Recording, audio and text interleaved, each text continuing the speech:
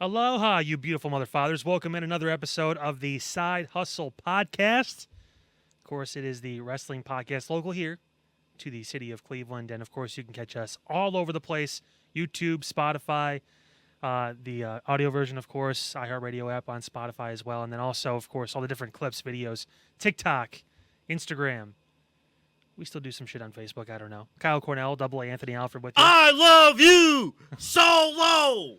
First one, I'd be the first one ever officially to congratulate President-elect Donald Trump I love you, Solo! on winning the presidency. Now, we would have done the same thing for Kamala Harris, but she didn't win, so we're doing it for President-elect Trump now. I will admit, these have been, trying times in the Alfred household. yeah, it's been a rough couple of days. You Yeah. know, it's Well, for you. yeah, it's been rough. God, it's you know, so fun being an independent. You're you just know, like, yeah, it happened, cool. You know, I'll tell you, when things don't go your way, it stings. It hurts. You know, it hurts a lot. Like Steve Irwin in 2006, it stings. Very much. That was cold. Very much. Well, I mean, pardon me for trying to his kids are amazing. Inject some life into the podcast. You know I should. Hello, Mom. You know. Hey, Pete, what's my favorite car? 68 Stingray. What's next? God, that's a classic. You know, the worst thing about everything that happened these last couple of days is that you realize where your priorities are and when they don't match. And I think the worst thing that has ever happened it's happened within these last couple of days. And I'm still stung by it. There's no way around it. The fact is, when you go to a drive-thru and you have a breakfast menu up and you discontinue breakfast, that's a stinger. Who the fuck? So who 65-year-old still wrestles did that to you? So Taco Bell. Oh, they discontinued breakfast at my local location. Okay, yeah, I was gonna say, holy shit! If you discontinue breakfast, that's a lead. Do not. As I pull up in the drive-thru, don't have the breakfast menu up. Can I get a bacon ham crunch wrap? No. I mean, literally, the woman said, "I was like, go ahead, pull. Here's your, what's your order? Like, let me get the sausage breakfast quesadilla. We don't serve breakfast no more. Want some Cinnabon? No? Move the fuck on. Next. So, like I said, I've been very disappointed these last couple of days because they don't serve breakfast anymore. That's the biggest thing, most important thing I think I've heard in the past 48 to 72 hours. Yeah. I think it's a travesty, and I think we honestly should have a recount. They need new leadership. They need to recount their decision of what they did. Forget a recount. They need new leadership. They need to strip it down, start over, new leadership. Until then, nothing will change. By the way, out of curiosity, before we get to our sweet moment of the week, and I think I have final results, by the way, of the candy bar. Oh, you do? I have final results. B.A. Sweeties posted it. Gee, I wonder. I was thinking about this. Maybe this will be safe for this for rapid fire. Has there been a match as a fan that has made you feel? And you say you're independent, but I'm just saying. Has there been a match, like as a fan, where you're thoroughly pissed at the result of the match? Yes. The problem is I can't think of the direct match, but there's been a couple throughout my 20 years of watching wrestling or whatever it is where I was like, man, what the fuck? Recently, it was Jey Uso losing the IC title. Not because I don't like Braun Breaker. The Braun Breaker on Raw, yep. Who, by the way, has not been featured really at all the past couple weeks on Raw. Go figure. Maybe he has COVID. I don't know. But you haven't been on Twitter. Apparently he's on Twitter. No, I'm not on Twitter. I'm not on fucking Twitter. You haven't against watched, my will. You haven't watched Braun Breaker against Sheamus in the Speed tournament? Kyle, what is wrong with you? What's wrong with them? They're going to Ricochet Braun Breaker now. Don't do that. We got some Ricochet comments coming up a little later. But that's a scissor kick, and he missed it. But go ahead. I'm sorry to interrupt there. No, but that was the one recently. So I was thinking at the top of my head, all right, I think the obvious one, Cody when he lost to Roman Reigns in Mania 39, the first go around, because that was everything built up to that moment, and now we look at it now in history. It's like, that wasn't a big deal. That Sunday night, that Monday, that was a huge deal that Cody lost that match. Like, it's like Roman doesn't need a championship for another year. And then he immediately got swallowed up by the guy who likes to piss on girls in his free time. So, I mean, this is what I'm talking about. Like, but you know what? Hey, you had to have the ultimate setback to get the ultimate reward. It was kind of like that ultimate multi-year story they were able to tell. That's still kind of going on. That is true. So, just a food for thought, as... And I was hungry, so thank you. Yeah, as this week has played itself out here on this Thursday. By the way, happy birthday to my brother Will on What up, November Will? 7th. Happy birthday, bro. All right, here's our rundown. What are you, for like today. 70? No, I'm kidding. No, he is not. He is athletic. Is he younger than you? No, he's older. He's older than you. Oh, he's out there. Hold on. Oh, yeah. Like how much older? Now 5 years. It'll be Okay. 4 again. And Will, you old as... No, all right. No, I only think of it as old now. It's like, oh my God, he's on the other half of the 30s. Man, I just got here. I don't want to fucking talk about that. All right, let's get to our rundown. Sami Uso. We're going to talk about him in just a little bit. Crown Jewel. We're not saying it was a bad show. We're not saying it was just weird, just a little awkward. It exists. It happened. It was. We had to fulfill commitments. We got to fill those annual reports. Like we said before, we care deeply about morals and standards. But if anybody over there wants to donate a few bucks to us, we will take it. I'll take the Saudi Public Fund any day of the week if they want to. Ooh, we'll take it. In the middle there, we're going to debut a new segment. I think you'll like how it's set up, too. I think you'll like it. I'm not even going to tell you how we're going to set it up, but we got a new segment. All he did was send me those 4 words and didn't say another fucking word about this. I have no idea what's coming. Didn't say a thing. Didn't even tell Pete either. No, that's great. Man.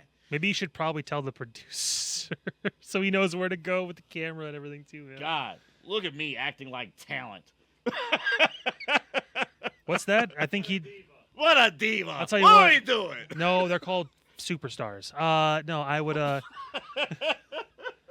He really trumped that decision, right? He kind of just authoritarian and just straight up made the decision, didn't consult anybody. No.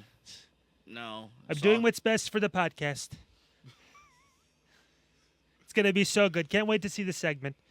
There's so many segments, so many podcasts. This is one of the best. Let's watch. Go ahead. Talk more. Goldberg is going to retire next year. So is our current president. Also, the... Yeah, JD Vance. Go higher. Honestly, I'm not upset about it. I'm okay with Vance. Goldberg announced that next year he's going to have his retirement match. We'll talk a little bit about Goldberg. We'll talk about who you will want to see him face coming up. And the most important question: how many doors is he going to headbutt on the way to that retirement match? How many concussions can Goldberg take in his late 50s before enough is enough? I wish I would have sent this idea to the Cleveland Clinic. That would have been sponsored. They would have came back with 2 letters. No. Yeah. Oh, I thought there were 2 other letters. Oh, fuck you. F you. Yeah. Netflix. They want Roman. They want Cody. They want CM Punk. I think they believe The Rock still wrestles every week. They want Stone Cold. They want Shawn Michaels, Hulk Hogan. They want everybody. Unbelievable. We'll talk about how realistic that is. And, of course, Rapid Fire. Jacob Fatu. If you didn't hear about story. this story, which is now a non-story, but it's really a big story. Craziness. You wonder why people don't trust local media anymore. I was a part of it. Craziness. This is one of the reasons why. We'll talk about that coming up. All right, let's get to our sweet moment of the week, brought to you by BA Sweeties, where you can get the chocolate candies. And I actually have the results, by the way. You do? I have the results. I have to pull up the official numbers. But Did you screenshot it? I did not. But let's see if they had it. It might have just been on their stories. But Donald Trump won their candy competition. Well, yeah. Over Kamala. I believe it was 67%. Donald Trump. Kamala Harris, she was in the upper 20s, I think 27.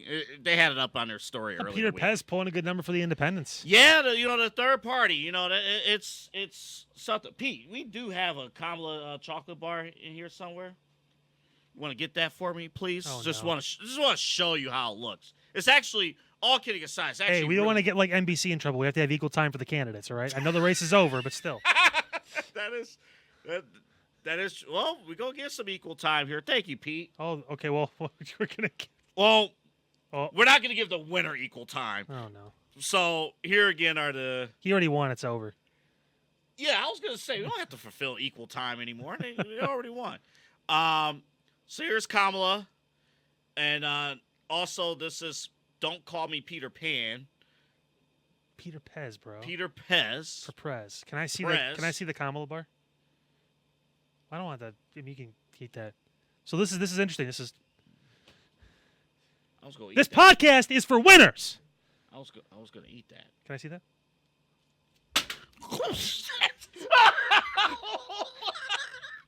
I don't want to scare anybody. That went straight up. Holy shit. I didn't know I could physically do that. Oh my god. It's right there. It's on the ground, right in front of Double A. Like, he's going to pick it up and hold it now. It's right there. When I tell you that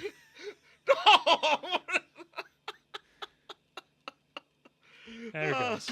Oh, my goodness. Unbelievable. Well, that's your sweet moment of the week. That was going to be such a good bit until I fucked it up. All right, let's get to it here. Holy shit. Man, cinema. I did take into account what you said last week, though, about Roman. Him being underappreciated. He is the son which everything revolves around. You wonder in storyline terms, well, wait a minute. If Roman is the one that should be reaching out, how come Roman's not on Raw more? That kind of thing. But I'll tell you, Sami and Jey Uso and Jimmy doing a phenomenal job. I love how Sami said basically for that minute when they were in that 6-man tag at Crown Jewel and they were all in the 4 corners and Solo was in the middle, he was like, for that 1 minute, it almost felt like old times. It felt right for that minute. And then it went away. And Sami's like, look, Jay, I appreciate I came out to protect you, like you said last week, but I can't do this again. The developments, it's coming. It's fast and furious now, but here we go. It all makes a load of sense. Vin Diesel. But yeah, so you hit the nail on the head with that. I don't know how many there is anymore. But the thing you sent me about the theory with Jimmy was probably, I think, one of the biggest underlying stories that nobody talks about. Because Sami made a point during this whole, family intervention, essentially. Like, it's always been you. You are the one that have started all this stuff by turning on people, by getting jealous, by having feelings. The fear of abandonment from Jimmy, not being chosen. Roman didn't choose Jimmy. He chose Jey to be his right hand. Sami chose Jey to be close to Jey. Then Jimmy didn't choose Roman. Jimmy tried to go back with Jey. That turned out sour because they lost the tag titles. Then they turned on each other. Jimmy turned on Jey. Jey picked Sami. Jey picked Cody. So Jimmy felt bad, so he went back and cowered back to Roman because that's a safe space, but Roman still didn't choose him. Roman was just there. Mm-hmm. Notice how that storyline evaporated really quick. Roman just accepted him back in because he didn't even think about it. Yeah. He's like, whatever, it's Jimmy. Yeah. Jimmy feels like he feels like he's being sidestepped a lot. Like people are just still not paying attention to Jimmy Uso. Mm-hmm. And he's not being put first when it comes to his family, the people around his family, and he's hurt. You could see it. Well, remember kind of what we talked about. So the article I sent to Kyle was from a Twitter user. Her name is Nia Vibes. And she did a great job really breaking down the abandonment issues. You pretty much summed it up. But love to hear, because if you go all the way back to the beginning of the Tribal Chief storyline, Jimmy Uso was out with an injury. He wasn't there. It was Jey, and Jey got tormented for 6 months. He was, fighting Roman, getting his ass kicked week after week, all that stuff. And then Jimmy came back. They had a whole thing, Hell in a Cell, all that stuff, and whatever it was. And eventually they both fell in line. But then with Sami, he brought it up. Jimmy was the first one to reach his hand out because Jimmy felt Jey and Roman got their thing, man. What about me? So, okay, yeah, Sami's funny. I'll keep him around. Like, I'll put in a word for you. I'll put a word for you, Oos, that kind of thing. And then the next thing you know, Sami becomes one of the most hottest acts in the company. Damn near wins the championship. They almost had to change plans because of that stuff at Elimination Chamber in Canada. Yeah, that was very close to a Mania main event. Like, it was very close. That story was almost worth it at that point. Cody almost waited a year for the first attempt. But I don't know. I think Jimmy is honestly going to... I said Roman and Sami's relationship is going to be on full display, of course, Friday. But I think Jimmy now holds the keys to all of it. Oh, yes, he does. Jimmy is the one that convinced Roman to let Jey back in. To let Roman say yeet, to let Jey kind of filter back in. Yeah, Jimmy's the one that's doing the recruiting. It's ironic because Jimmy's the one that has essentially kind of poured gasoline on the fire to a lot of these issues. But he could also be the key that turns the engine that starts the Ferrari again. But again, I think it was key, and you just said it. I think it was key when Sami said, "You're not a bad guy. You just make bad decisions." Jey was like, "Fuck, you're right." And like, we know people like that. Hell, that could be us at any given point, where it's like you're trying to do the right thing, and decision after decision after decision, it just doesn't come out that way. You think the decision you make is right at that moment in time. Yeah. When Sami finally stood up to Roman, Jimmy at that moment thought he was making the right decision to protect his family. He super kicked Sami Zayn. Yep. At that moment, because he thought at that time he was protecting the bloodline. And when Jey Uso years ago said that Sami Zayn is not blood, you're not family because you're not blood, Jimmy took that to heart. So now Jay's saying that that he was wrong, saying that just because he's not blood, Sami is family.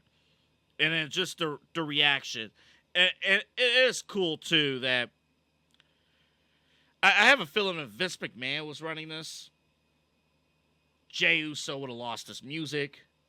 Sami Zayn would have, it would have all fell back in line. Sami would have been in AEW right now.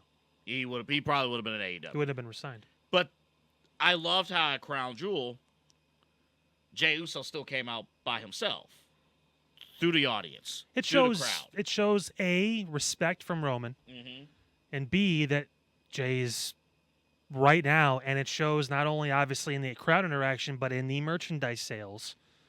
He is the top star in the company right now.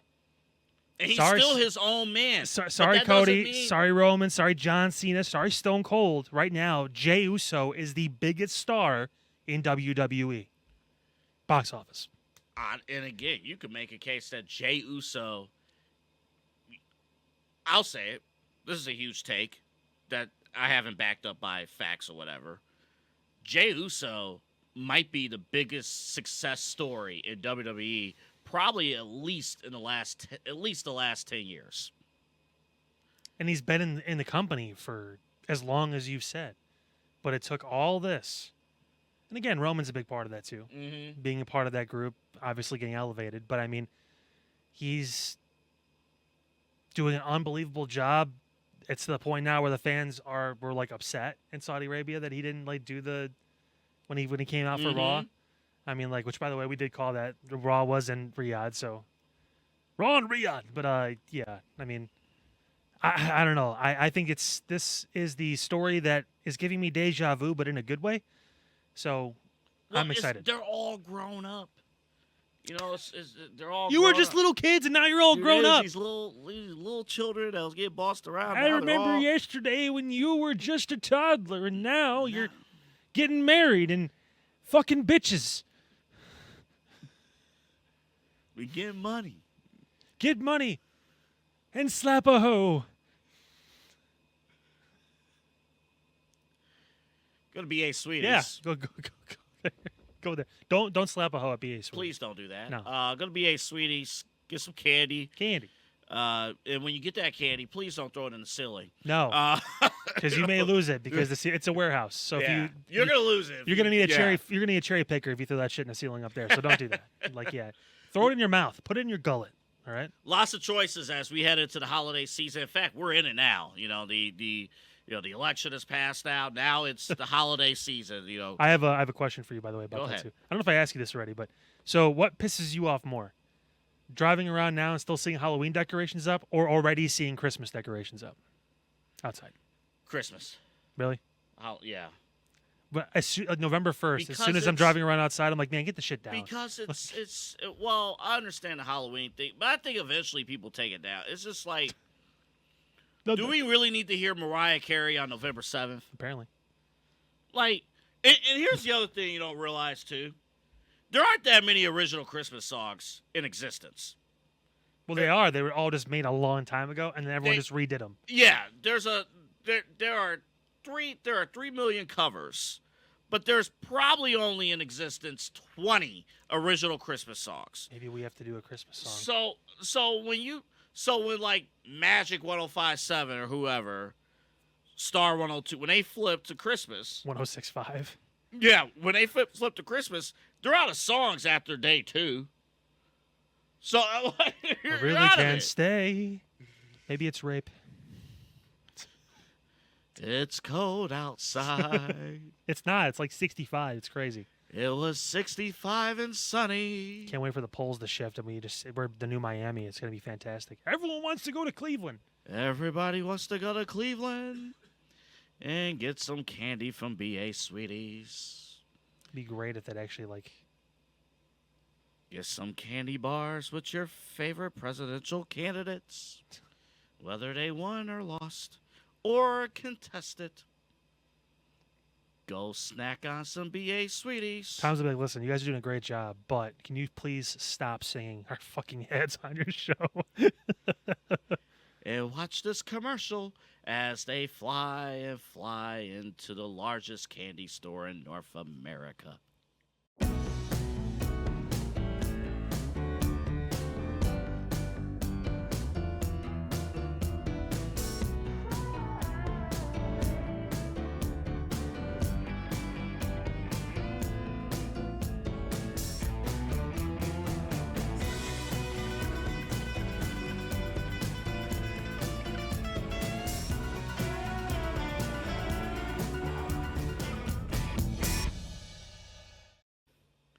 BA Sweeties, checking out the largest candy store in North America. About to hit 75 years of business right here in Cleveland. And 20% of the clientele is from out of town, too. So if you got family coming in to visit, you gotta take them over to BA Sweeties. Largest candy store. Also, 30 different soda flavors you could try out, too. I'm going to correct you. 30 different ice cream flavors. They have over 200 different kinds of soda. No, that's. But the problem is with that, there's so many numbers because the damn place is so big. I know. You just have to literally take our word for it and go see it yourself. Uh-huh. Because honestly, you're going to get lost for a while, and there's places to get lost where you're concerned. You don't want to get lost at the zoo if you're a child. You don't want to get lost. On East 40th, but you do want to get lost in BA Sweetie. That's right. Yeah. That's right. So definitely check. That's not a shot at the East Side. I'd be probably just in general anywhere nowadays. You shouldn't want to get lost. Yeah, that's not a good idea. But definitely East 40th. But when you walk in, boy, this ad is going off the rails. What rails? At BA Sweeties. Actually, I don't think they have rails. But they have stacks upon stacks upon stacks and pounds upon pounds of candy. So definitely check it out. Let's move on. That's the address for our audio audience. Interstate 480, the Ridge Road exit. Take a left on Brick Park Road. You see a giant lollipop, pull in and enjoy great candies and great treats. And I know this has been a highly emotional week, so cool yourself down with some great candy at BA Sweeties. Nothing like emotional eating at BA Sweetie, but it's great. At least you're gonna enjoy it. That's right. Yeah. That's right. Pete's like, Speaking Talking of about emotional week. Speaking of emotional decisions, they did some things over in Saudi Arabia. Yeah, so It's very unemotional. It's all about business because it's lots of moolah. So I find this very interesting. It seemed like throughout the entirety of Triple H's run as the COO and basically running things, him and Nick Khan running things post Vince McMahon, they've gone out of their way to avoid pay-per-views like this, where you have to basically stop concurrent storylines to start new stories for one particular show. Yeah. And what I mean by that, we all remember the recent Survivor Series under Vince, where all storylines stopped because all of a sudden you cared about your brand and cared about your show. Well, champion versus champion stuff. Champion versus which was champion. cool, but it felt like Survivor Series is this huge thing Mm-hmm. that should be one of the big four or big five, whatever now. So how do we make it more like that? Ooh, War Games. And then now they found an event before that where they can still do this. Kind of have it mean something with the ring, which is kind of cool. But again, it gives Saudi Arabia, I guess, something to be happy about. I'm not mad at the people there. I'm glad they get to see wrestling. Right. Especially with the women, too. They had a freaking battle royal. Mm-hmm. On Raw, yeah. There was like 20 women in a battle royal there. It's insane. And we have moved far beyond the whole, like, oh, they can only wear, like, long T-shirts. Did you get nervous when Liv came out of the car and her stomach was showing? I did. I was like, did. fuck, are they about to go off the air? I was like, oh, no shit. I did, yeah. This is Saudi Arabia, son. She's about to get shot in the head. I got nervous. And then, I was like, oh, my and then, God. Jackie Redmond had a see-through there. I'm like, you could do that? Ooh, I mean, she could do whatever she I- wants. I'm not complaining. I'm just saying. I'm like, we're here you for could the do show. that? But I mean, yeah, I don't. But you said the show was awkward. It's just awkward because it doesn't mean anything. Like a lot of these matches, there was a couple that tied into some stories. Mm-hmm. But like again, the Crown Jewel Championships, which by the way are stupid. Like those things are huge for no reason. Like they're like, hey, we've got more money to spend. Let's flip it into this championship that probably costs like $100,000 a piece because all the diamonds and all the crap they have in them. It's And insane. they can't keep the championship. I wonder why. Because the titles together are probably worth like over almost $250,000 million or something like I that. mean, They're even if keeping you them. look at the hand placement of this of the photo we have up here, like that Triple title H, is bigger than Liv almost. it is, and like you don't even see Triple H and you don't even see their hands. No, it's gone. Like it's Right now they're amputees. you got to hold it pretty much like like this. He doesn't like when you touch him there. Like Did gotta you hold ask it for like consent? this. I did not. It's not very woke. No, but this is. Like that matters in 2024. It doesn't anymore, apparently. We're gonna edit that out. Go Oh, ahead. no, the continue. fuck we're not. Unfiltered. That's the whole point of this Oh, boy. fucking show. No, it was awkward. It's a stopgap. They have other ones like this, but at least the stories continue through. Yeah, that was my thing. This is like, all right, you have watching this match with Liv and Nia. You don't have anybody to root for. It's two heels, Yeah. right? So, all right, Tiffany Stratton comes out, teases cashing in Money in the Bank. Oh, Nia doesn't like that. Are we supposed to cheer for Nia? No. Oh, are we supposed to? So when Raquel Rodriguez then pulls Tiffany Stratton out of the ring, are we supposed to cheer for Liv? No. Are we supposed to cheer for Nia? Are we supposed to cheer for? It's awkward situations like that. Yeah. They're both. It's not like Liv isn't over. She's very over. Mhm. And so and to an extent, Nia and Tiffany's storyline is over. But it wasn't the right time to put those two together. It's like they're on two different paths, and it Well, just didn't fit. Same thing with Cody and Gunther. Same thing. I mean, now I will say it opens up another layer for Gunther because Cody may be the one person in WWE he actually respects. Mm. So that's interesting. And Gunther lost again. Yeah. He's lost 2 times in the past couple months. This guy didn't lose for like years in Yeah. the company. So I don't know. I mean, it wasn't a bad show by any means. I enjoyed watching it. Like I was actually impressed with the show itself, but we obviously preach storytelling here beyond just having a good match.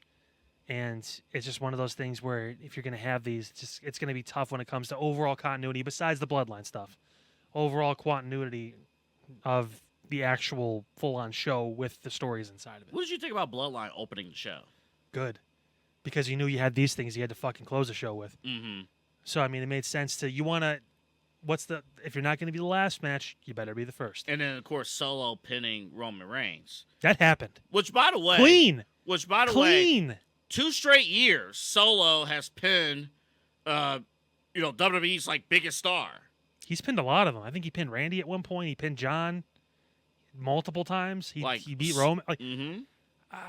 I mean, you said, too, you're getting more and more impressed with Solo. I think Friday's another big step. Because we're going to see how this gets set up for War Games. I'm sure there's going to be something that comes down the pike with that. But, Roman's trying to get him over. He is trying. He's pushing it. He is trying. And look, if you're going to have the heel pin the babyface, do that in the opener, right? Do that in the opener. But, yeah, you're right. Other than the Bloodline, in the United States Championship, there was a story built into that. Yeah. The no contest with Randy and KO, which I liked, actually, to be perfectly honest, only because we don't pay money for these pay-per-views. Yeah. If this was a standalone, you got to pay $50 to watch this pay-per-view, you better give me a match. But since, PLEs is more of an extension of the television show, it's not the main event. It's honestly, a step one of their feud. In this case, it's fine. I'm finding it harder and harder to find the connection to Randy being behind all this, by the way, too, with Cody. How? Just, why would Randy go through getting his ass kicked by Kevin Owens every week? To build, it could be very, very big brain, and I could be wrong. But, at the same point, he's also, getting, put through tables, and, he's got a bad back, and, it's... Well, can both things be true? Can it be you have...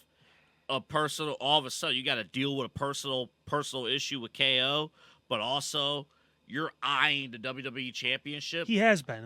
However, whenever you get the opportunity to. I wonder if the story ends up being at the end of it all, you wouldn't be able to buy something along the lines of, you wouldn't be able to buy me going and turning on you just to say I want the championship. You came back to WWE. You were here for a little bit. We had our moment in the ring, right? Then I was out for a year and a half. You became the biggest star in the company. All eyes on Cody Rhodes. Remind you who's been here and who helped you even get anywhere near where you are. Oh, I think we're getting to that. But then also, I had to use Kevin was collateral damage. I had to use Kevin to further damage his fucking mental state, which is already damaged. It's gone. To essentially soften you up, Cody. To give you sympathy for me so you'd be even more off guard when I kicked you in the head. That kind of thing. I need to make you comfortable. Beyond comfortable. Trusting Randy Orton? Trusting me? It has WrestleMania 41 main event written on it. It does. And wouldn't it be a crazy ass year if the two main events for WrestleMania are John Cena and Gunther and Randy Orton and Cody Rhodes? To have Cena and Orton in main events again at WrestleMania would be nuts. As long as Cena and Orton... as long as they win. no, as long as they don't... I'm sure they will face each other.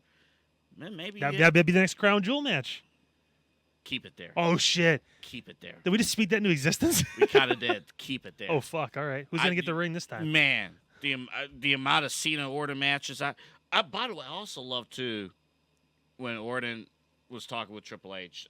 We're kind of all over the place, right? We're trying to talk every storyline besides what's going on in this pay-per-view, which wasn't much. But when Orton was like, I don't want to talk to Paul. I want to talk to the man who broke into my house.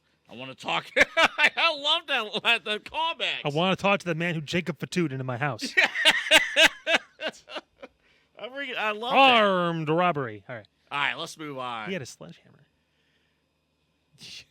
It's a picture of you next to a picture of you. Hear me out here. Hear me out here. Dude, you gotta. Now listen. God damn it. Listen. Come on. Listen. Pete, help me here. Listen. What the fuck are we doing? Listen. Illiterate. The Opus didn't pick all the words. The Opus went a little oopus on this one. It went a little oopus. But listen. Now I have fucking lupus looking at this. Listen, we got a new segment. Now listen. Now hear me out here.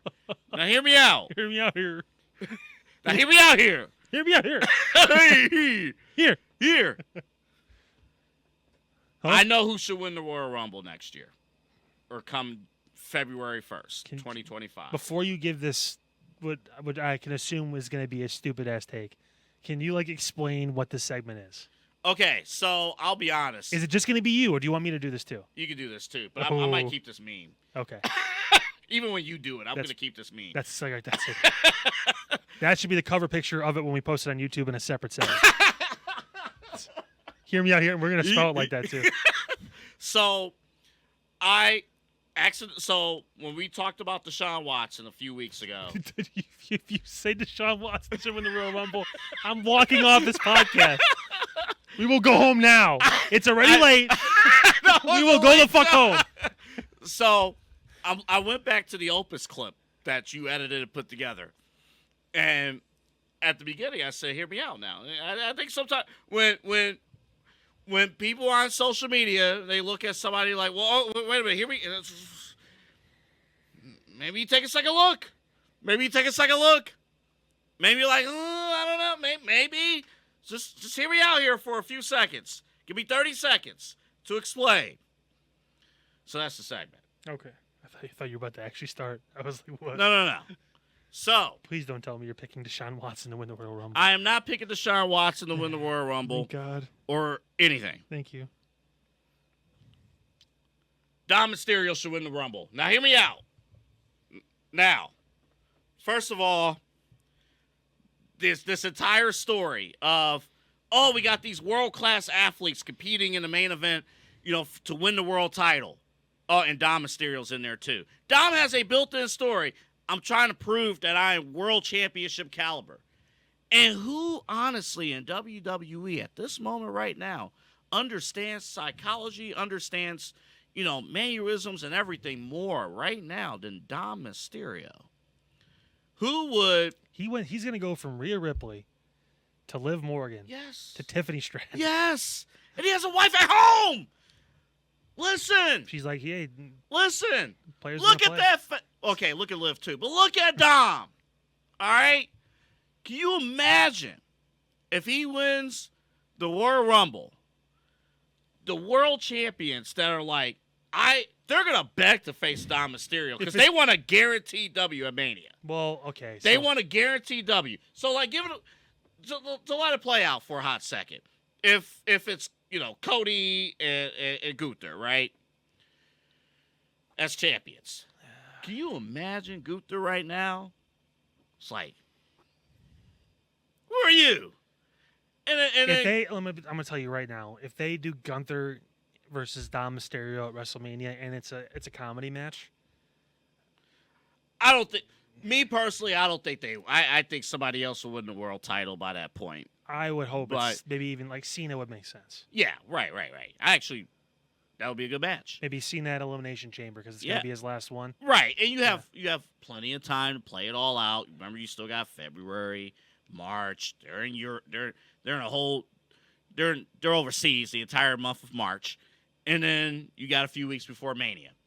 But I'm not mad at if you want a little bit of a surprise, a little bit. If you want a little bit of Dom's in the Final Four. Double A's like, if you want a little bit of a surprise, do it. You got Liv Morgan there. You got the entire Judgment Day. Put over there. Dom Mysterio. Put him in a championship match. Have him win the Rumble. If it's against John Cena for the world title at WrestleMania, I'm all for it. Yeah, it would have. It won't be Cody. It won't be Cody. I would imagine Cody's already fought Dom 1,000 times. It would not be Cody. No, it'd have to be. It would be the Raw. We'll talk about that in a second. It'll be whoever has the World Heavyweight Championship, And it could be John Cena. It could be somebody else. Could be Priest. In there. Could be Priest if you want to go that Could route. be Sheamus. So, I mean, look at. Sometimes we just say things. I mean, the picture we're pointing out right here, this exact frame. This was the moment where Tiffany Stratton was like, I can have your man too. I need a little dirty in my life. And look at him. He's like, say what? Look at him. She's like, what did she say? And then a few seconds later, no, not me. No. He was intrigued. No. He sees a new shiny object. Man, there's not a bigger heel in professional wrestling among grown men. When he turns like 32, he's gonna be like the most over guy in the company. I know. People are gonna love him.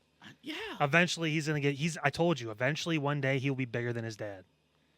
From a standpoint of like star in the company level, Ray's always gonna be respected, and he's a legend. He's a Hall of Famer, obviously, all that stuff. Honestly, I think it's a show stance. I think it's a show because I agree with that 100%. I think it's a show stance that at the end of all this, Dom Mysterio will be a bigger American star than Rey Mysterio. I think he may already be a bigger. Yeah, bigger. I'm not gonna. I don't want to. That's a rough take. But I mean, when it's said and done. When it's said and done, I think that's fair. He'll be a bigger American star again, and that's respect to what Rey did around the world as a cruiserweight. Rey in Mexico is untouchable. You could print money off of that. Mm-hmm. Yeah, it's.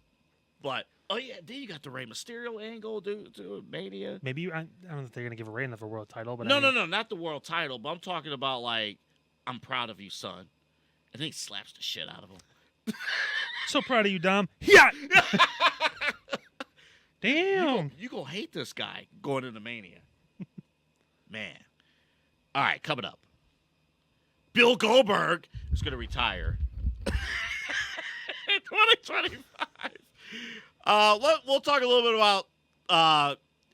about his legacy, and who do we want him to face? When do we want him to face? Come on. In 2025? You all know the answer to this, but we're going to tell you. Bill Goldberg. There's only one answer to that question. It's not Bret Hart, is it? The fuck it isn't. Boy, that would be great. I mean, that'd be a good, virtual reality match. That wouldn't be fun to watch. That'd be fun to watch on 2K. I know. Let them fight on 2K. Also, Netflix. You see CM Punk, you see Roman Reigns, you see Cody Rhodes. Netflix says we want them all. I know it's Netflix, but damn. I know Pokemon says you catch them all, but Ash only won, the championship or whatever once in like 30 seasons. Sometimes you just got to be happy with your Pikachu. Sometimes you just got to be happy with the Pikachu. You just got to appreciate what you have. We'll talk about Netflix. Are they getting unrealistic expectations? It's almost like Fox Sports again. Fox Sports, I think, thought it's like, hey, we got The Rock. Suck it, Fox. I'm going to Disneyland. That's a Deadpool joke, but it's too late. Rapid Fire's coming up as well. Let's first hear from our sponsors. Actually going to hear them both. You'll hear from Mike and State Farm in just a moment. But first, let's take you back to our remote from B.A. Sweeties at the top of October when we talked to Tom from B.A. Sweeties. Tom, do you know where everything is here in the store? No. Okay. In a general idea, I do, but I can't tell you how many times my office is on the floor of the store, right? And my door is always open. All our managers' doors are always open if they're there. So if any customer has a question or whatever, if they can't find an employee, stock guy or whatever on the floor, they can just, hey, where's this at? So I can't tell you how many times a customer would come in and say, can you tell me where sugar-free candy is? And I'll say 12N. No, I say no, 12S. Yeah. Okay, thank you. And it says it's right down. Go down this way because you're in aisle 7 now. 5 more aisles or whatever. And then I'll think about it after they leave, and I'm like, oh man, I told them the wrong aisle. It's aisle 13. What should fans who might be watching you here in Cleveland for the first time, hey, they look you up on the website, on the app, they call you, what should they expect? Yeah, I mean, first off, between me and my team, you're going to get one of us. If you want to deal directly with the man, you're more than welcome to. I don't mind. I love working with customers because I look at it this way. I have a lot of good life experience financially. I've said 12 years of banking. I've got now 2.5 years of insurance. I have a lot of money and just kind of life and financial stuff knowledge. So that's what I look to do, is to truly help people get from that point A to point B financially. It's not about just, saving money on auto insurance, sure, but if I can kind of turn that into a better discussion, really help people understand what actually insurance does, why it's important, because it's not a tangible. I joke when I leave that I lock the office door so no one steals all the insurance, but there's not just insurance laying around. So like there's just it's kind of a mystery kind of component in people's lives that they think is a scam and all the different things you hear. It's not. It can feel like it sometimes. I'm not even going to say that it doesn't, but if you understand how it works and have a person who you can go to help with those kind of situations, that's what we're here to do. That's what my team's here to do. That's what I'm here to do, and that's what I take a lot of pride and have a lot of passion in, obviously, as you can probably tell. So, well, I know you said the joke, hey, we lock the door so no one steals the insurance, but it's exactly right. Mike from State Farm, definitely check him out. In fact, we will see Mike from State Farm next Saturday. Big announcement, too. And the announcement coming in 30 seconds. But we'll first tell you that Mike from State Farm, check him out, of course. Oh, come on. Go to the one shot when I'm counting, you son of a bitch. Oh, it's over now. You missed the moment. You got 20. Count from 20. No, fucking Pete ruined it. Mike from State Farm. Great guy. Great guy. Of course, a unique mix of professional wrestling, but a legit State Farm agent. Again, if you didn't hear the story, you got to go back to the show that he was on with us about how we first discovered Mike from State Farm. It was the very first Exodus Pro Wrestling show. EC3 pulls him aside, after the first show. It's like, dude, they're chanting your name. Like, wait, what? Yeah, they're chanting your name. And then, during intermission, I actually looked up his name. Holy smokes, he's a real State Farm agent. He's a great guy to talk to. You see on the side of the screen during that commercial all the stuff that he does and his team takes care of. It's honestly great. Mike does a great job at what he does. His team is fantastic too. And if you want someone authentic, someone real, someone fun, who is also going to be able to take care of those serious moments for you, you can look no further than Mike Fabert to be your State Farm agent. Honestly too, if you're just looking to get an idea, maybe you've had State Farm in the past, maybe you have a different insurance company, but you think maybe it's time to just kind of, take a look around and see what else is available to you. Whether it's home, auto, life insurance, whatever it is, you can find a quote from Mike on his website, of course, myfavoriteagent.com.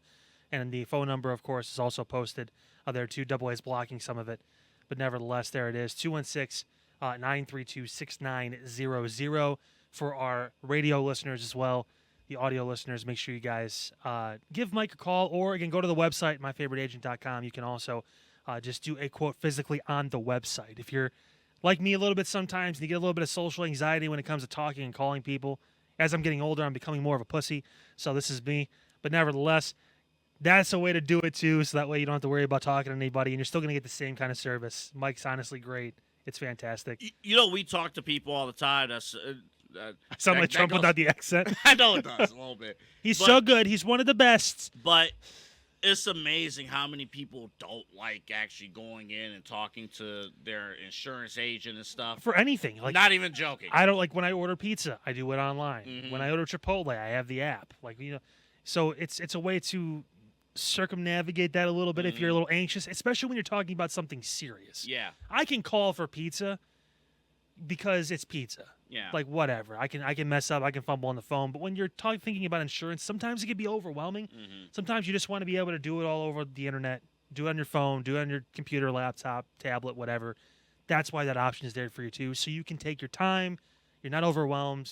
You can kind of just take a breath and understand that you still have someone on the other end that obviously is thinking about your best interest. But the cool thing is that Mike is one of those guys that you really, really will. But if you can call and if you do enjoy the conversation, or even go to the office, not even joking, you go to the office, and again, Kyle and I, we were there a few weeks or about a month or so back now, and 20-minute meeting turned into an hour and a half. Where it's like, holy smokes, we all gotta, do stuff. He had to go. He had to go train. He did. He was almost late, making sure that things were on point. Again, his office in Cleveland Heights, on the corner of Lee Boulevard and Mayfield Road. So it's in the same building as Starbucks. So definitely check him out. Remember, too, you don't have to live in Cleveland Heights to reach out to Mike. Correct. You could be That's a anywhere in huge Northeast point. Ohio. You could be anywhere, I think, probably in the country. He could obviously maybe help assign if you're one of our listeners from out of state. But, I mean, he's going to help you. He's going to be able to find out a way to make sure you get what you need as far as what you're looking for, whether it's a quote for something, whether it's a question about something. Mike is there for you. Now, his childhood friend Yes. is both of them, actually. But EC3, you see him on your left. You see him there, all right. And you have an announcement. So, obviously, EC3, the founder of Exodus Pro Wrestling, him and his business partner there, too, as you see. And we've had the pleasure of having him on the show once before, back before Journey 2, to talk about it. He was the current NWA World Heavyweight Champion at the time. He's in a match now next Saturday at Usual Suspects, a triple threat match, Thomas Latimer and Richard Holliday and EC3 for that championship, trying to regain it. So next Wednesday, filming, obviously Thursday morning, we will have EC3 back on the show to talk about his quest and his journey. Because if you follow him on social media, he went on quite a journey Yes, after he losing did. that championship Yes, he did. to try and get that back. He wants to hold that title again after holding it for over a year.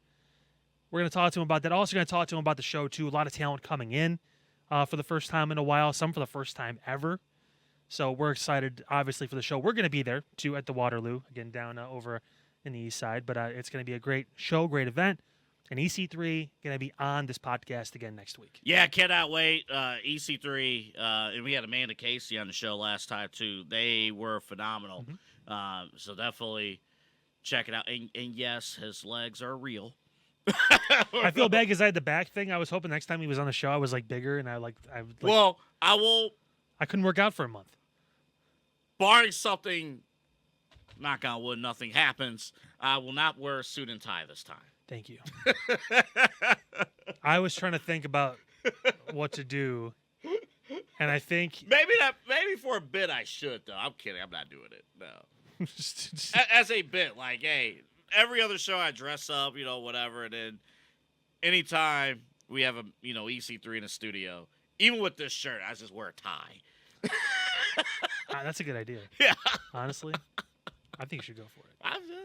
But it will be interesting. Now, the cool thing, too, about Exodus Pro, among other things, the show itself is great.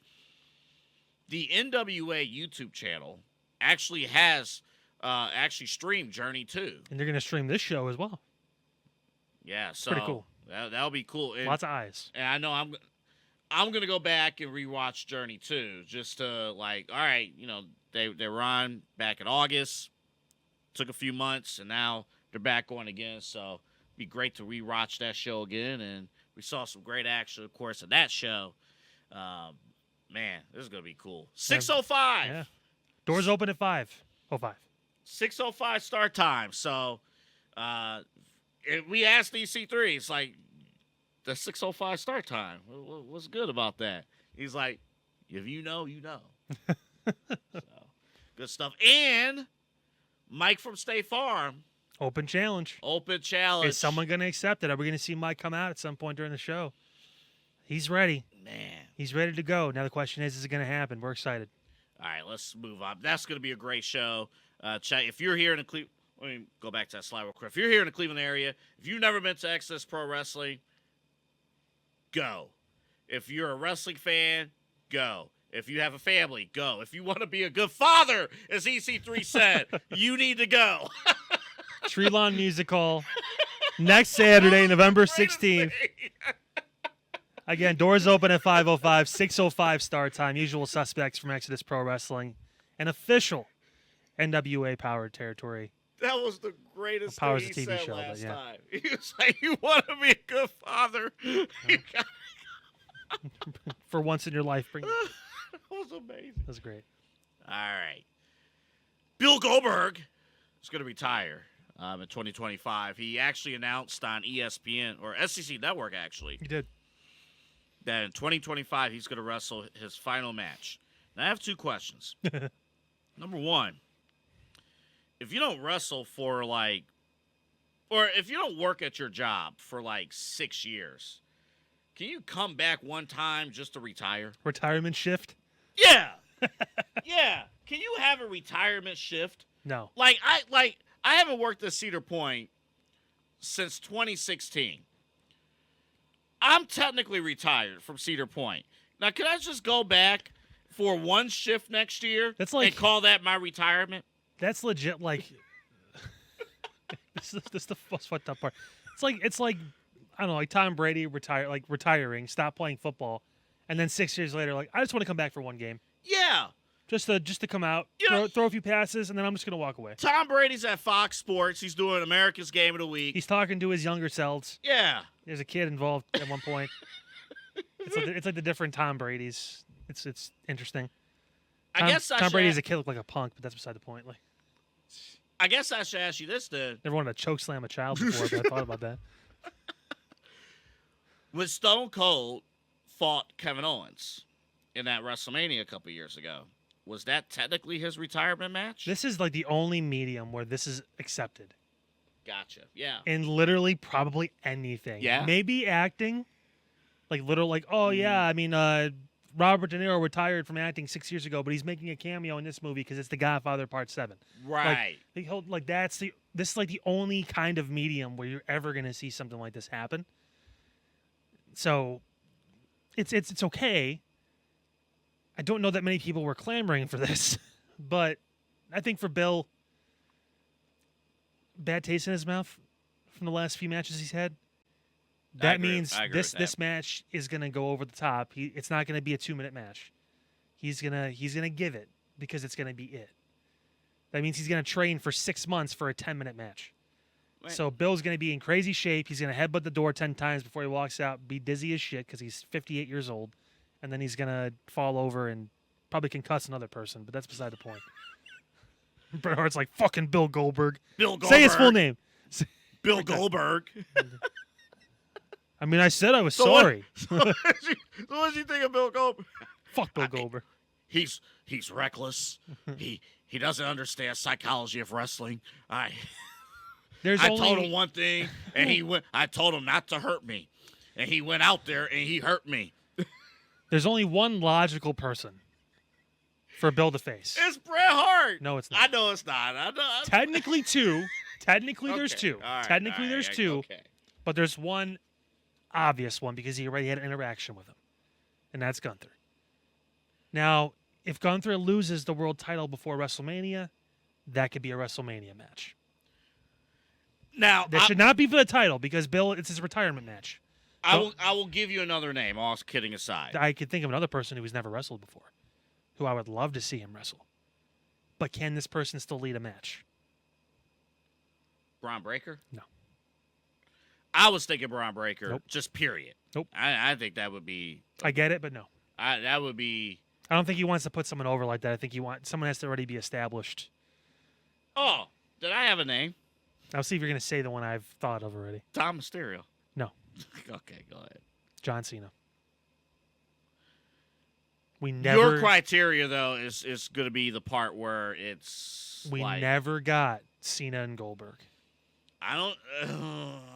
If it's not, it's going to be Gunther. But if it's not going to be Gunther, Cena's also on a retirement tour.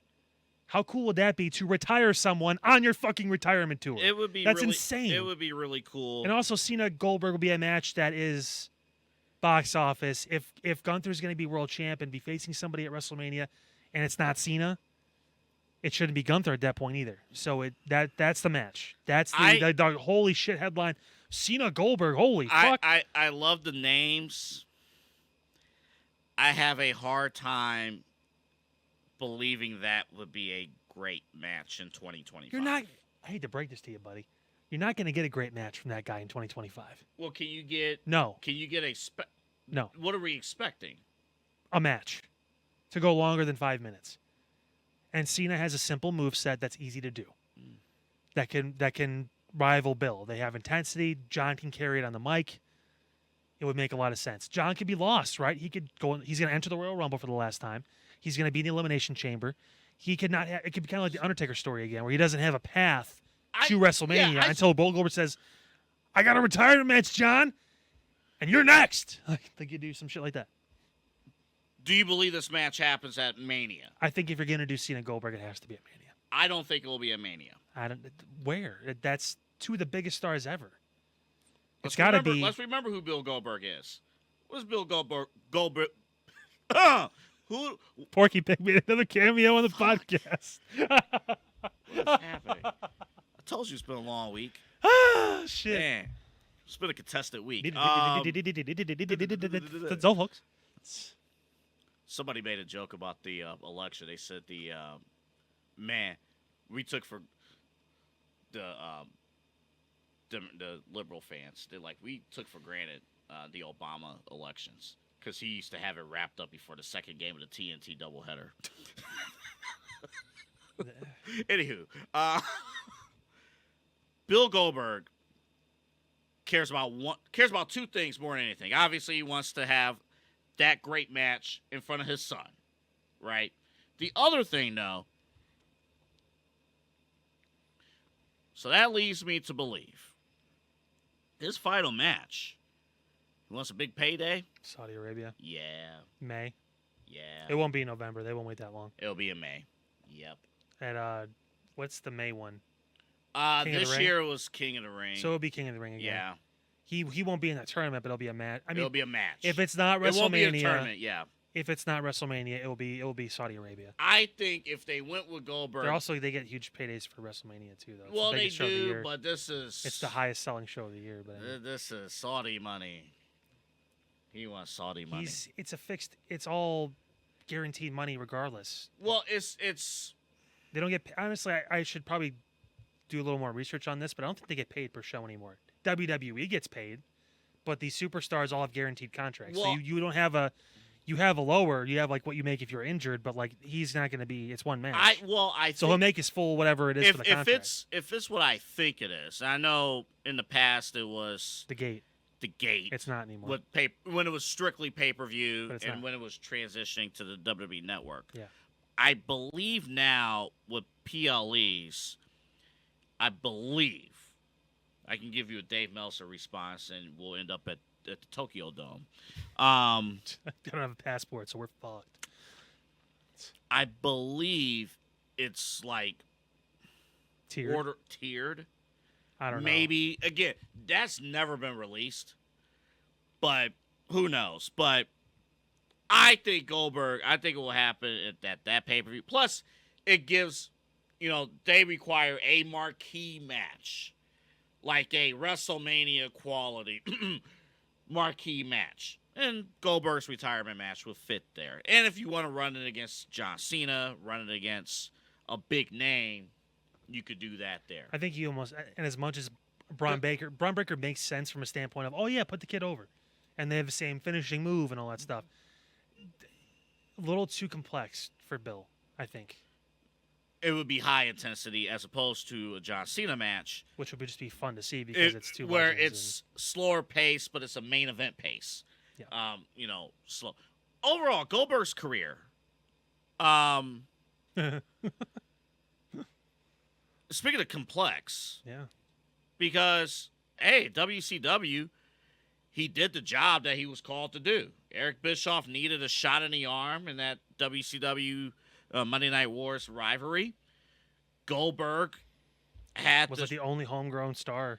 It was just the craziest way to describe the WCW history. Is that he truly, Atlanta, Georgia, the power plant, the only homegrown star.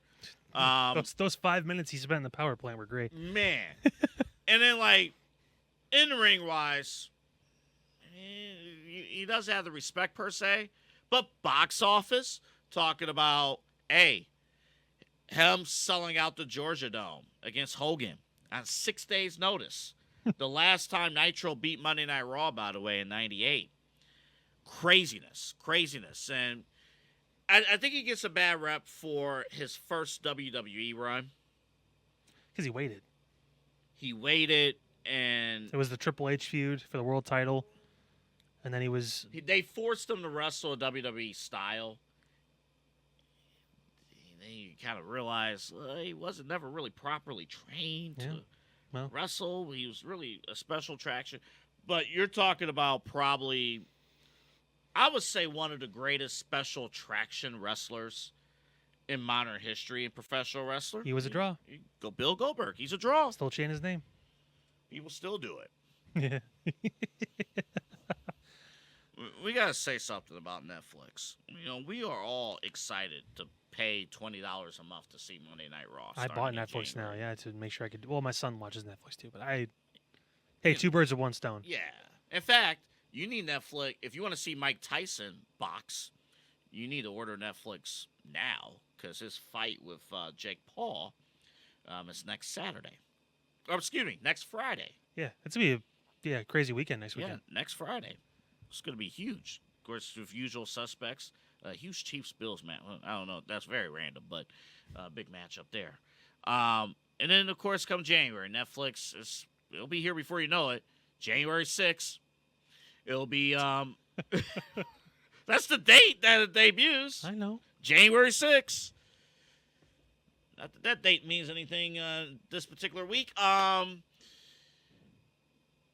Netflix, you see the tweet there.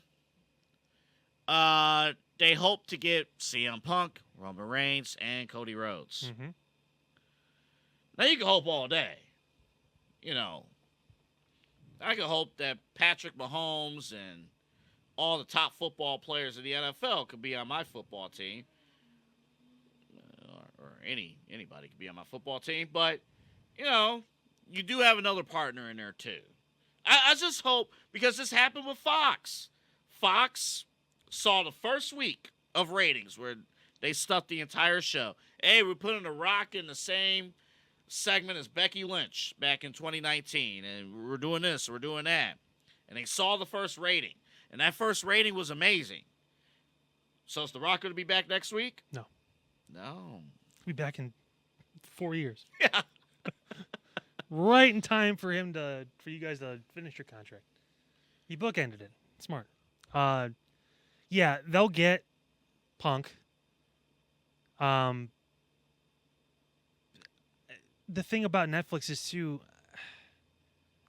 I don't know. I mean, I feel like the line between Raw and SmackDown on the rosters is probably going to get blurred again. So wrestlers will be making multiple appearances. However, that's one of the reasons maybe why house shows have been lessened, because they're going to expect some of these guys to be on Raw and SmackDown, especially during this season, WrestleMania season coming up, Royal Rumble through like January through April. You're probably going to see, and it just happens to coincide with Netflix when they start Raw. Mm-hmm. So, I mean, at first, they probably will get their wish a little bit. You'll see Roman on Raw maybe a few times. You get Punk. You probably get Cody at some point after the Royal Rumble winner. He'll maybe stop by, say hi if it's a Raw superstar, which it may be. You figured the first show on January 6th, you're getting everybody. Yes. Everyone's going to be there. Everybody's going to be there. Well, they're treating that show like a PLE. Mm-hmm. So, I mean, it may go 2 hours. It may go 4. Yeah. I have no idea. And at that particular arena over at the Intuit Dome, home of the Clippers, there's a toilet for everybody. Can you believe that? I think what's the stat, like for every 14 seats, 13 seats, there's a toilet. It's crazy. That's wild. That's wild. I kind of want to go there now. I mean, that's amazing. Is Kawhi Leonard still on the Clippers? Who the fuck cares?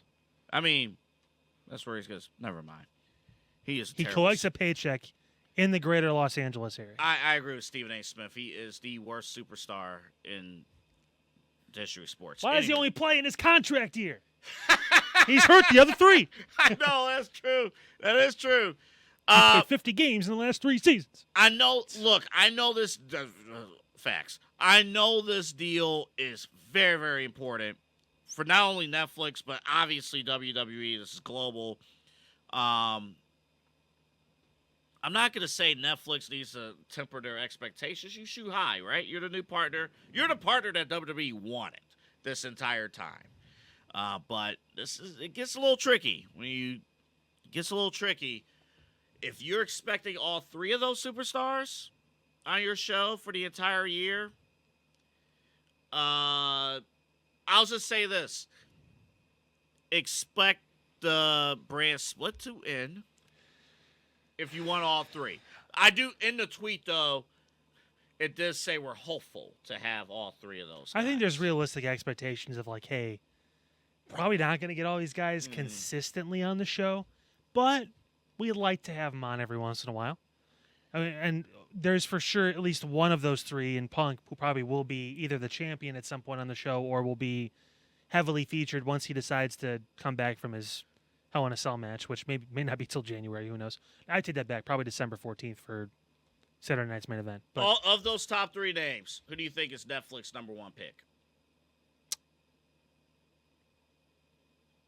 I would say based on merchandise currently and the platform, probably Cody, because he is the champion. But I mean, it's like 1A, 1B, 1C, and you can put them in any order, and it would make sense, just from a standpoint of the eyeballs they bring. The difference is with Roman, though, is when he comes, he brings his family. That is true. So that's the added plus for Roman. But at the same point, Roman's been a fixture on SmackDown for quite a long time. I'm not going to lie to you. I want to see the pipe bomb on Netflix. Unfiltered? Unfiltered. CM Punk on Netflix? Oh, man. That would be kind of fun. That's going to be great. All right, let's get to rapid fire. So Jacob Fatu was in a was involved in. You sent me this, and I watched the story. Yeah. The local story. And I'm like, man, this is the reason why people do not trust local reporting anymore. Like, you get like one tip and you jump on it instead of actually like doing research through it and asking the people that have been wronged, like, did you do your research on this stuff? Did you go back and look at your files to make sure you got paid or didn't get paid? Okay, so let's remind people what the story is. So, there was a local charity company, or they're not local here, but a charity company. Matter of fact, I didn't send Pete the video, but I'll play a snippet of the audio right here, actually. You and with a story of a pro wrestler who they say took payments for an appearance and then never showed up. Now, more organizations are saying they've experienced the same thing. Your Nina neighborhood reporter Darby McCarthy went to Jake's Network of Hope to learn more. Do what you love and you never work a day in your life, and that is true here at Jake's. Okay. Jen Harper is Just- the Director of Development at Jake's Network of Hope. Jake's Network of Hope, which now is going to have so much negative press, it's going to be bad. He said she loves. No, this is... So he was caught. So the story alleges, they claimed that Jacob Fatu had, he had to initially reschedule his booking. He had a conflict, and then he couldn't make it. And then basically, Fatu never reimbursed. This is also before WWE. This organization. Right? Mm-hmm. Correct. Yeah, before he officially... At least before he made his on-screen debut in WWE. He was still taking independent bookings, that kind of stuff. Then we get a follow-up from Jake's Network of Hope that confirmed to Fightful Select that Jacob Fatu actually made a repayment back on June 22nd, and this said company Mistake. Made a mistake. missed seeing it. Yeah, but you took the news story and ran with it, right? So you can get some publicity for your charity. Like, it's... I told you from the beginning it's not going to matter because it was a $2,000 booking and it's Jacob Fatu and it's the bloodline. So they'll wipe their ass with the payment and give it to him. They may even like quadruple it to make him shut up. Like, but like, also know who you're dealing with. Sorry, like anyone in that most of the people in that family are rock solid, no pun intended. But I mean, look at Jimmy and Jey, the DUI stuff. Look at Jacob Fatu. He is a convicted felon, and not like Donald Trump paid off a porn star convicted felon. This guy has a physical armed robbery charge on. He served time in prison, not jail, prison. Like, this is who you're paying to show up. He would get elected too, by the way. I'm sorry. I hate the whole like, oh, we're No, about to get it's convicted. a complete difference between what Trump It's and Fatu, so all kidding fucking aside. different. Like, yeah, Yeah. both are dick moves, but one's not nearly as serious as this one. Correct. Like, but this is what I'm talking about. Like, it's know who you're booking. Like, do a little bit of research. Don't just be like, Well, dude, we got it in with somebody. Like, who is it? But Oh, he got. I'm sorry. I have a hard time believing that you just mysteriously missed a $2,000 payment. When we rely on 8,000 hours a year of community service and you community relied on hours. $8,000, but somehow you missed $2,000. Back It's because Jake was doing coke in the back and he used $2,000 to roll it up so he could fucking. Wow. Jesus But Christ. you took the news story. Yeah. And all of a sudden, once again, pro wrestling guy bad, company good. Ridiculous. Unbelievable. Now, we're not, just unbelievable. All right. Ricochet was on with Chris Van Vliet, and great interview. He talked about him leaving WWE. He also mentioned about Samantha Irvin, too, but I want to focus on Ricochet himself. He mentioned, he's like, look, I wasn't trying to leave and go to the highest bidder, but as the booking was going on and I'm wrestling these matches and whatnot, the Braun Breakers of the world, some of the other younger guys that's been around or that's just now starting and getting things going, I'm finding myself, like, I'm 5-6 years in, and I'm in this bubble of having to reprove myself in the same bubble as a Braun Breaker. It's unfortunately for Ricochet, he was so young when he signed too that he's kind of been lumped in with that group of guys, like Mello and Theory and some of those other guys, where it's like, yeah, I mean that's just what it is. And the problem is too, it's so crowded in that main event scene. You think about now with Jey Uso being involved, and Cody and Roman and Seth and Punk and all these and Gunther and maybe one day Fatu. Yeah, I mean, like it's so crowded that to try and break through, you have to bring it all. You can't just have the cool moveset. And Ricochet never quite nailed the promos. No. Even in AEW, it's gotten worse. But like he's never, and the matches are getting pretty bad now too. But like I have so many. I don't want to go there, but nevertheless, he never brought the full picture, and he was never going to be put seriously in the main event unless he could start really cutting those promos and bringing it all there. And I know he has it. He's just got to find it. And this is one of those things, too, where maybe it is kind of like a Drew McIntyre thing. He has to go somewhere else. He probably needs to get cut from AEW at some point, too, to really find his voice. And he's young enough where he has time. Yeah, so. And the thing is, this is not, we was talking about WCW with Goldberg earlier, this is not a situation where, like, I mean, yeah, some of those guys are a little up there in age, but it's not like WCW, we're using old main eventers, and eventually they'll be pushed out. Like, you got main eventers who's going to be here in WWE for a little while, and a bench that's developing where, hey, who knows, maybe a Jey Uso could be a main championship fixture in the main event. Those kind of things, like, yeah, Ricochet, and the thing is, and Ricochet's smart enough to at least see what was happening. Like, those younger guys that we're mentioning, the Mellos and eventually Trick Williams, and of course Braun Breaker and others, not only are you in that boat, they're going to leave you there. They're going to move up. Yep. Like, and you're going to be stuck in the mid-card. Like, Mello's moving up in the card. Trick Williams is going to move up in the card, and Braun, it's all. Bronson Reed is going to move up in the card. Like, he already is. He's feuding with Seth Rollins, so There's no space. that's just the breaks, and it's tough. It's not. The door's not shut. I think he left that wide open. I mean, there's always a possibility to revisit something down the road. But I mean, if he wants to be on that level, he's got to bring the full package. How about the cuts from WWE? So there's 3, right? It was 3. Tegan Knox, Baron Corbin, and Indi. Probably the most surprising. And I don't know if the story is true or not. I think we were doing football at the time, but I guess she was on the match. She was on the recorded episode. They did the recorded episode, and she was released like right after it. And I guess she found out on the internet that she was released, or she was going to be, her contract was not going to be renewed in 90 days. Yeah. So, I think with Tegan, Toni Storm comes to mind. Except Tegan was just hurt a lot. But I mean, just bad luck. But I mean, she's super talented. She just needs to find the right company And I think she can obviously And they elevate need herself. And if it's AEW, they do need depth in the women's division over there. And well, TNA too, because TNA is about to lose like Jordan Grace and You're some of right. those people because Jordan's going to come to WWE. Mm-hmm. So like, there's openings there too. Also for Indi, she has ties to Matt Cardona and all that stuff as well, so that could be a thing. And Indi, real quick about her, little soft spot for me because she actually, at SummerSlam weekend, she actually performed at Sami Zayn's comedy show. Yeah.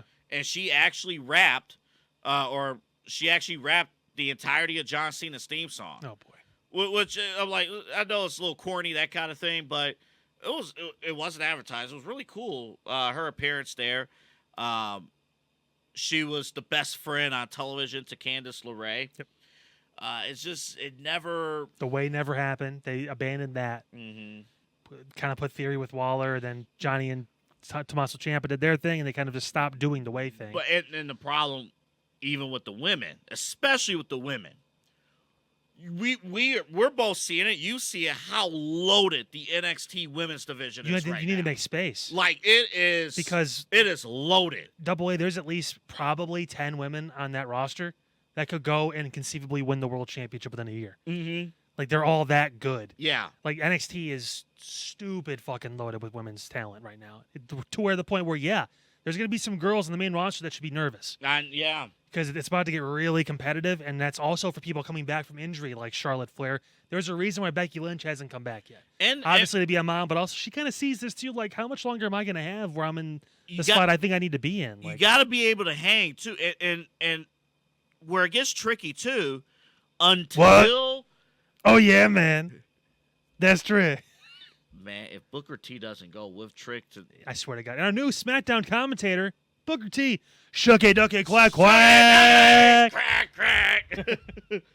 I was joking. Like, and we said on the show last week, like you could tell based on your opinion of Booker T, the commentator, Oh. if you watch NXT on a full-time basis or not. Vic Joseph hates him. Like they may be super cool off camera, but when he's doing the show, he's like, God, he's fucking terrible. They lean into it. I get it. But like half the show is just Vic correcting Booker. The bullshit he says. Last thing, and then I want to hear your thoughts on Baron Corbin. Listen, we said it time and time again. Until they add a mid-card women's championship, They have it on NXT. them are the breaks. You know, like you have the tag team. I did like what they were doing on Monday a little bit with Bianca and Jade, and of course with Liv. Seeds of doubt. I Split love them up. By the way, that punch that Bianca gave Liv, I saw somebody say like that's a little hint of NXT Bianca Belair. Like she got that fist in there. Pause. Baron Corbin. R.I.P. holding it down. Holding it down. Yeah, he hasn't had a good character since the Lone Wolf. So I mean, in NXT, he's bounced around a lot. They dropped. When he was broke. When he was feeding Roman Reigns dog food. Jesus. Wow. Roman had to get cancer to get away from that one. Unbelievable. So there was a point in Baron Corbin's like character where he was broke. He lost all his money in Vegas. They only went with that character for like 2 weeks. And all of a sudden, he shaved his head again. He had the Rob Rozicki haircut. He was doing the full thing. Like he was working nights in the kitchen. Like it looked like I was like, holy shit. Like it was crazy. And then By the way, WTAN. also Rob, sorry about your ongoing depression now for the next 4 years, but that's beside the point. This is time passed. He's been in the company for a decade plus, I think it is now too. What are we doing with you? Yeah. At that point, dude, go to AEW, go to TNA, go to wherever, and like, are you winning a world championship? Are you even booked? Are you even booked on shows? So that's, No, like they had gold with him and Braun Breaker. Mm-hmm. What they should have done was brought them up together. But they have plans for Braun. I understand. You want to make Braun a huge single Serious star, heel superstar. Understood. Yeah. I agree. He's the next Roman Reigns. Mm-hmm. Except he has a family, but they're all older and they're not gonna. Was it a missed opportunity? So last week we did our show before AEW in Cleveland. Was it a missed opportunity for WWE to let the Hurt Business go? Of course, Bobby Lashley debuted last week. They have a big match with Swerve Strickland. Big feud there. Was it a missed opportunity with WWE letting go of all 3 core members of the Hurt Business? On the surface, it was, but there's a reason why Triple H does what he does and why he doesn't do what he doesn't do. Bobby Lashley has always been very talented. He's obviously a freak. But one thing Bobby can't fucking do, it's kind of like the same thing with Ricochet. Mm-hmm. Cannot cut a promo. And this industry, whether you like it or not, is more than wrestling, is the storytelling. It's the promo. It's get me hooked and then entertain me with your match. But give me a reason to watch the match in the first place. Not just tell me you're a great wrestler. Bobby Lashley could never tell a story. Vince liked him because he was big. I'll call a spade at that point. Vince didn't care about color. He wanted you to be huge. Yeah. Triple H, what's your substance? Bobby, you're very talented. Like, dude, look at you. Like, you're 40-some years old and you're in better shape than 95% of the roster. Can you talk? Have you worked on your promos at all? Instead of spending 10 hours in the gym every day, he doesn't do that, but you didn't say. Like, take acting classes, promo classes, do something to get yourself more comfortable talking. We were worried about it with Cody because of his lisp and all that stuff when he was growing. Like, how is he gonna sound the American Nightmare kid? Like, we were worried about that. Mm-hmm. You know, and he's worked it through. He did his time in the independents. He's talked through it. Bobby never really got that, kind of like Ricochet. So, I mean, I don't know. Also, is AEW booking it? So I don't know what to tell you. I mean, this could tank, and in 5 months we could be talking about another failed run. Now with the Hurt Syndicate. So I don't know. I mean, I wish them the best. I hope they do well. I told you guys, I don't have any problem with any talent from AEW. It's the guy booking the show who doesn't know what the fuck he's doing, and he's getting all these pretty toys to play with, but he's fucking throwing them against the wall, and he's scuffing them, and he's breaking the legs off, and he's feeding them to the fucking dog. Like, I mean, it is what it is. So I did tell you this. So he actually said on a podcast, the Lame Guys podcast. Yeah. He presented a storyline idea to Gunther, featuring Gunther when he was with WWE. Yeah. He wanted to have a racially charged storyline with the world champ. So this is what he proposed. I want to roll up on him, and I want Gunther to say, people like you don't deserve a chance at my title. And people would have been like, what did he say? What did he say? And No. And then he would have eventually made a reference to, Gunther was gonna make a tiny reference to, Lashley was gonna make a reference to Adolf Hitler's infamous mustache to cause more heat. Bobby Lashley is right where he belongs because those ideas belong in AEW. Ooh. Those ideas belong in the trash. Exactly. That's where he is. Man. Again, not the talent, all the talent. It's the person running the show. The fucked up part is Tony Khan would probably do that idea. That's the sad thing. Bobby, that sounds great. Did you think of that yourself? Oh, my God. That's awesome, man. Yeah. Hey, let me talk to a couple of my guys, and then we'll try to get something booked for you for that. He's fired the next week. Tony Khan, ladies and gentlemen. Man. Got to keep them on their toes. Well, this week has come to we got a big SmackDown on Friday. Yeah. Election season's done. It's over. Dude, I am so fucking tired. It's over. You can go back and watch The Undertaker again. I know, you had Donald Trump on. Mick Foley, you could enjoy him. He had a response to all of that. Man. Who would have ever thunk? Two-time WWE Hall of Famer. Donald Two-term Trump. president of the United States. Only the second president of all time. The first one was the reason why our city is named what it was. Man. How about that? How about that? Catch me outside. Meet him at the Giant Lollipop. Catch me inside. Catch him inside, B.A. Sweeties. And, of course, Mike from State Farm. He's a stand-up kind of guy. It's amazing to me, all kidding aside, it's just amazing. No matter what, the only places where people come together It's through sports and whatever you watch on Netflix and pro wrestling. It's crazy. It's just it's unreal. Like and subscribe. You see the links here. Like and subscribe. It shows that you guys are listening and paying attention. I don't want you to be listening to the show or watching the show and be like, oh, it was really good, and then click on the next video on YouTube, you sorry son of a bitch. Like and subscribe. That way you know when we put new shit out too. New videos essentially daily. We took a little bit of a break this past week. There was a lot going on in case you haven't noticed. But we're back at it like a crack addict who's in the White House for the second time. Just like and subscribe. I always look at Peter's What are your real barometer. thoughts on the election? No problems with voter fraud this time, huh? Boy, you got through. Got through. We're still doing that too. Football. Yes, we are. They're still playing football too. High school football. Playoffs continuing. We got Kirtland this week. Cannot wait for that game. This upcoming Friday. Of course, Voice of the Land. They'll be back with you next week. I love the joke. It was like Tuesday was a big day. NFL trade deadline.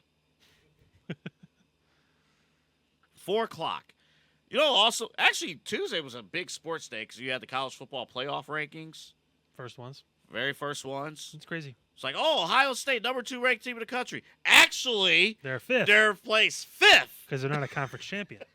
Now, if you played NCAA football 25, like I do, you understand that. Yes. Like, oh, it makes sense. But if you just saw it, you're like, what the fuck does that mean? So I'll give you a quick story before we wrap. So when I was at BG, we took all freshmen had to take a general studies writing course, GSW. And our paper, we had to write papers and stuff, and you needed like 2 papers to pass. And one of my papers was breaking down the BCS. Good fucking and luck. explaining the BCS. That was the longest paper you ever wrote in your life. And I kid you not, I'm breaking it down like, it takes, you get 10 teams, they go by each conference, and you put this team here, so Ohio State does here, then it goes there, and it goes there. And my college instructor, who has no interest in sports, no interest in anything but politics, actually. C-.